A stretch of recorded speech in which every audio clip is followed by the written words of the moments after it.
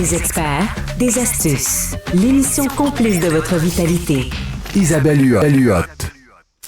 Suffit souvent d'un événement grave là, pour changer ses habitudes de vie. Je dirais même surtout chez les hommes. Ça a été le cas de mon prochain invité, Piu Mazilou. Il a vécu une crise cardiaque quand même soudaine au début de la quarantaine.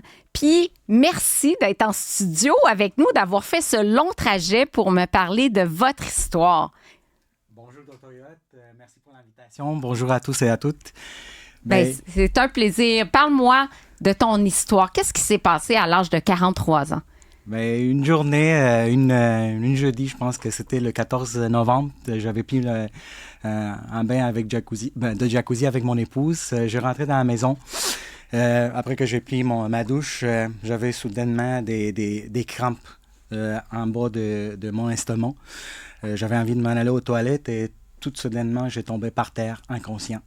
Donc, mon épouse était assez wise pour appeler les services ambulanciers et les policiers. Donc, parce que si vous ne savez pas, mais je l'ai appris suite à tout ce qui s'est passé avec moi, qu'on a juste 90 minutes d'avoir une intervention quand on subit une crise cardiaque. C'est court, 90 minutes, quand on sait que parfois on peut attendre une ambulance 30, 40 minutes.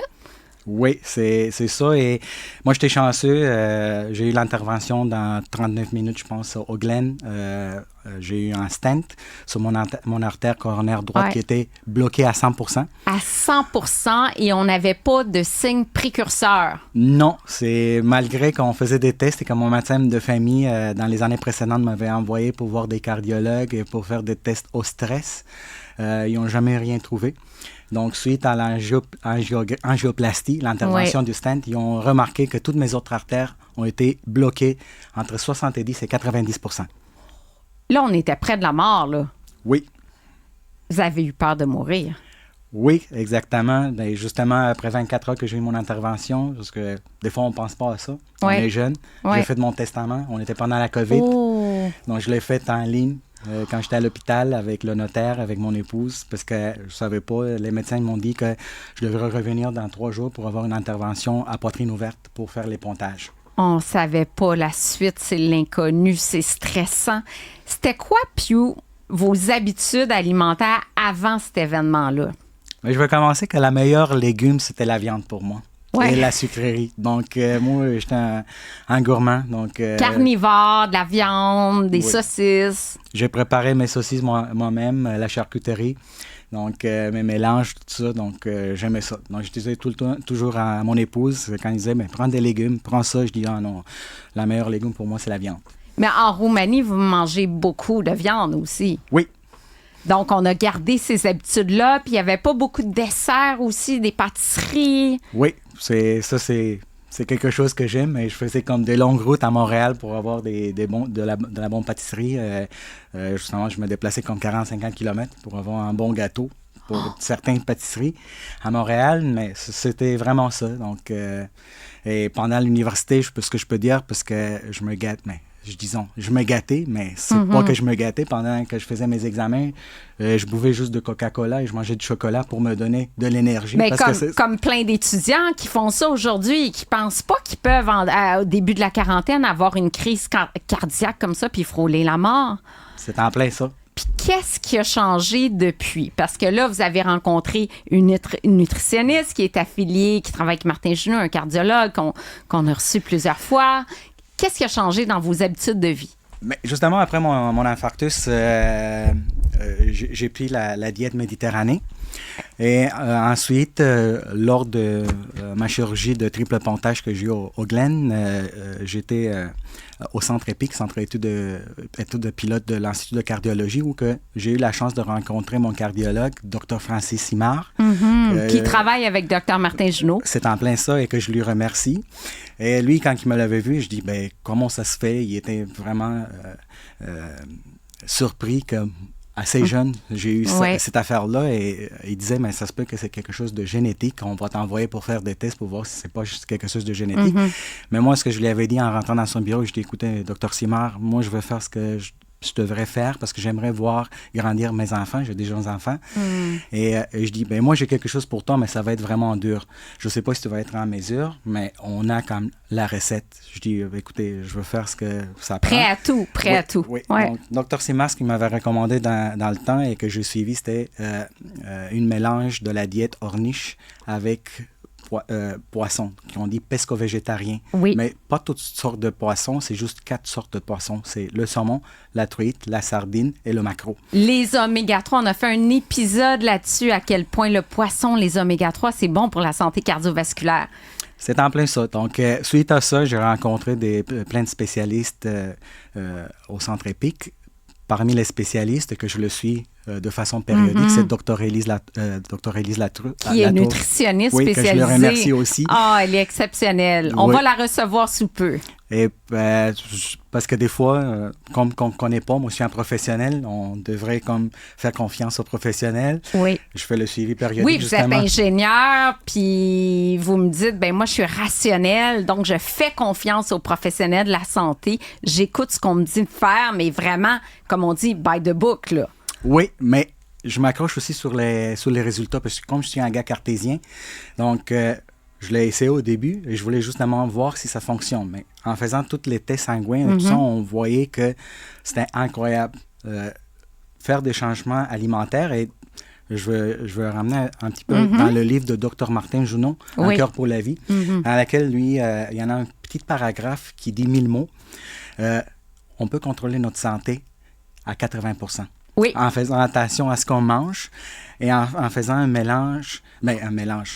en faisant de l'exercice et de gérer le stress. On peut réduire le risque de maladies chroniques, on va en parler avec Julie Saint-Pierre, de 80% en adoptant des saines habitudes de vie. C'est quand même quelque chose. On a un grand pouvoir sur notre santé. Il faut le communiquer, mais il faut le mettre dans notre assiette aussi. Donc là, on passe de carnivore à mangeur de pâtisserie à un régime poisson, légumes, grains entiers.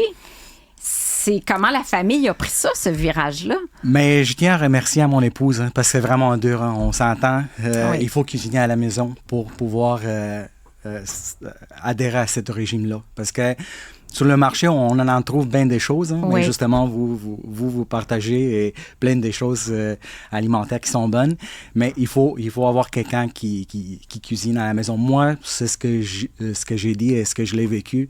Donc, et c'est très bon.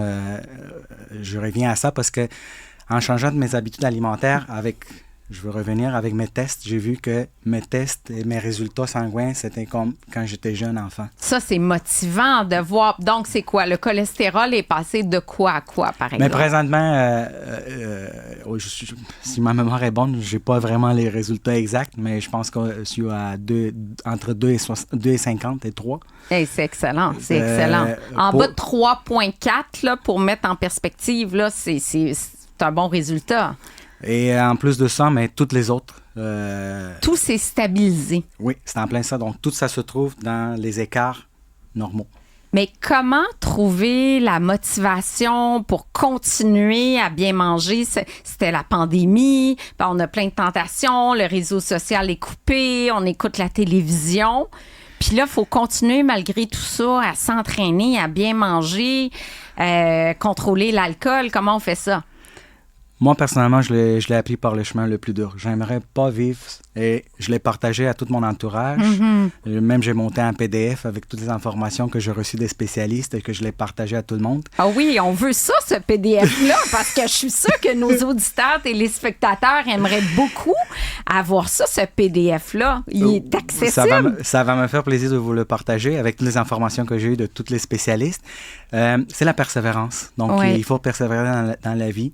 Et quand je pense dans la journée, quand je rentrais pour avoir ma chirurgie dans la salle d'opération, que je me sentais comme kidnappé par les extraterrestres parce que tous les appareils, les équipements, et des fois, quand on rentre là-bas, on se dit, mais est-ce que je vais me réveiller? Je ne sais pas, parce que il y en a un certain petit pourcentage qui disent que...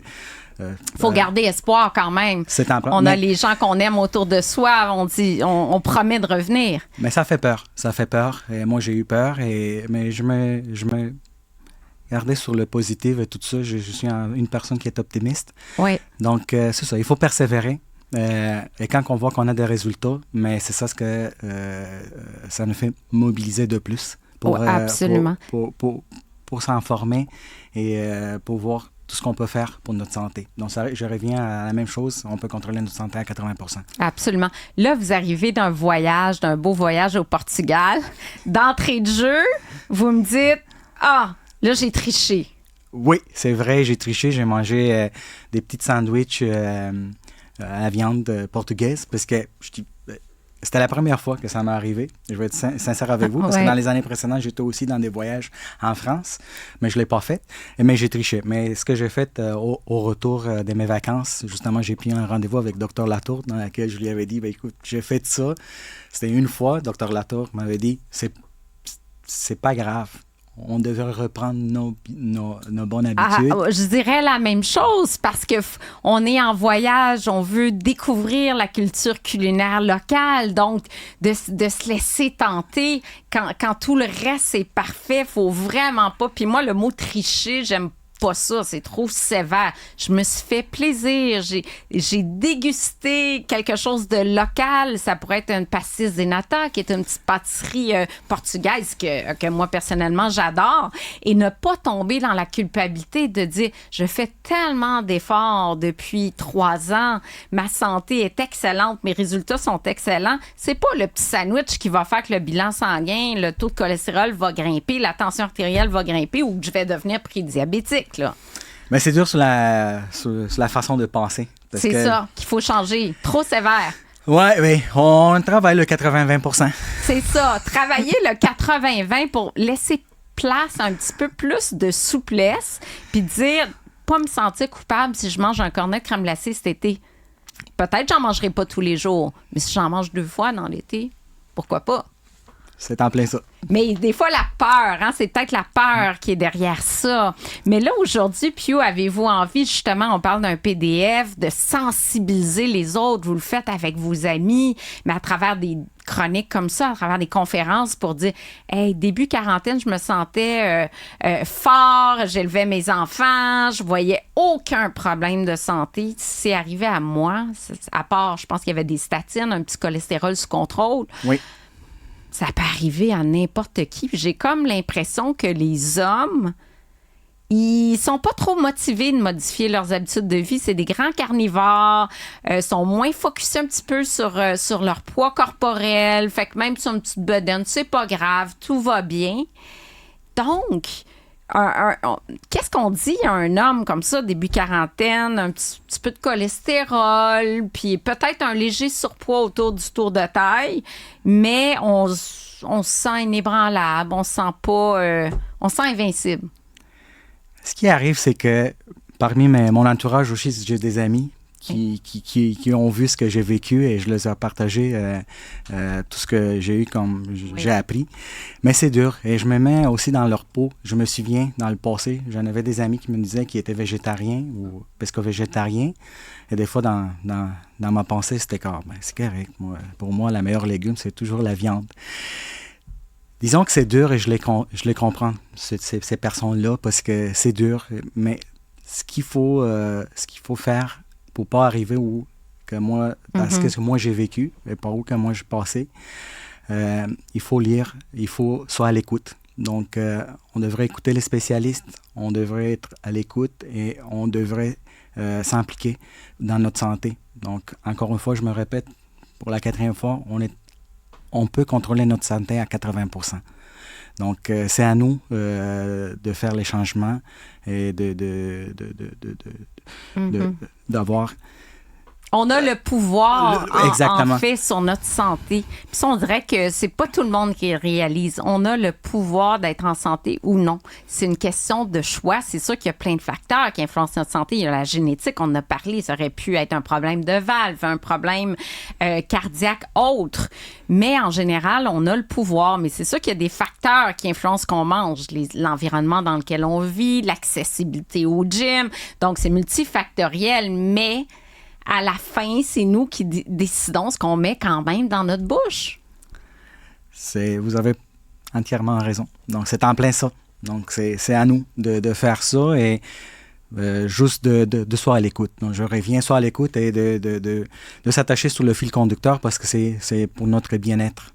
Donc, c'est nous autres qu'on va être en bonne santé et qu'on va vivre longtemps, qu'on n'aura pas besoin des médicaments et qu'on pourrait faire toutes sortes de choses jusqu'à la fin de nos jours. Pensez-vous que nos enfants ici au Québec sont en santé actuellement? Je sais pas quoi dire. Moi, nous autres, on essaye fort avec nos enfants, on les explique, mais c'est sûr que ça en met. Ils sont à l'écoute, mais il faut les éduquer. Mais pour répondre à votre question, parce que vous m'avez posé la question, moi, personnellement, quand je regarde, je pense qu'on est mieux que dans d'autres provinces au Québec. Oui. Ah, on est mieux qu'aux États-Unis, en tout cas. Ça, c'est clair. Ça, c'est clair. Donc, comment vous voyez l'avenir, Piu Mazilu, là? On continue sur ces bonnes habitudes de vie-là. On essaie d'inspirer les autres. Oui, c'est ça. Mais moi, c'est ce que j'ai fait. Je partage toujours à toutes les personnes qui me connaissent. Et je fais un partage aussi de tout ce que j'ai vécu. C'est bouche à l'oreille, hein, on s'entend. Exact. Donc, c'est très important. Et c'est ça ce qu'on devrait faire. Et il faut absolument qu'on fait des changements. Oui. Donc, pour vivre longtemps en bonne santé. Il est temps que c'est la plus belle des conclusions. Il faut faire des changements pour vivre longtemps en bonne santé. Piu Mazilu, merci infiniment de vous être rendu en studio aujourd'hui, d'avoir fait 1h30 de route pour venir nous voir. Quel modèle, c'est très inspirant. Merci. Puis continuez sur cette voie-là, c'est beau. Merci, ce fut un plaisir. Merci à tous et à toutes. Passez bon Saint-Jean. Merci. Merci.